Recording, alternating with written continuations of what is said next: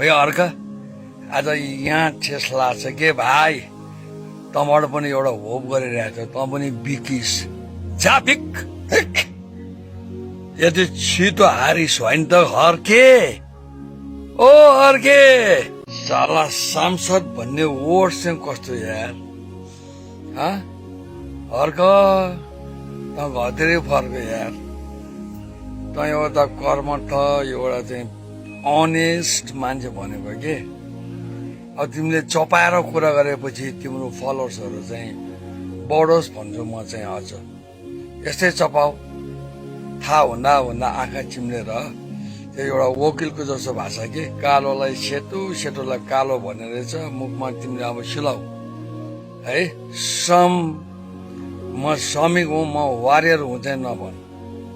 म चाहिँ समय परिस्थिति अनुसार मेरो जिब्रोले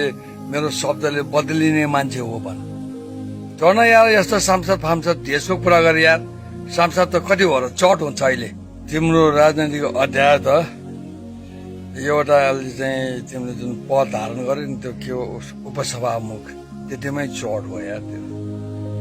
क्या मिसन दिएको अर्क भने एउटा चाहिँ आइडियल यार रायनो खालको यस्तो वारियर हो भनेको त साला बिकेछ त पनि त्यहाँ देखेन एक हप्ता हिँडेको भरमा चाहिँ हाम्रो बडी बिल्डर नानी चाहिँ सांसद भएको एकदम सांसद हुनु नेपालमा केही चाहिँदैन के हिँडेको भरमा हुन्छ स्ट्याटसको भरमा हुन्छ बोलेको भरमा हुन्छ के तिमी जस्तो काम गर्ने हुँदैन के तिमी जस्तो पौरखी मान्छे हुँदैन के